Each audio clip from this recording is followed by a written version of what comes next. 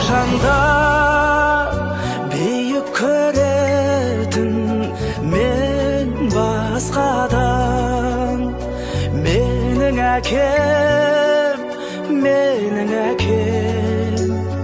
ең жақсы адам. Менің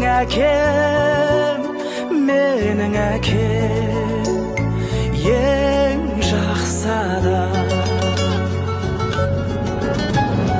Қасиет киеңнің шыңына арнадым алғыс тағзым.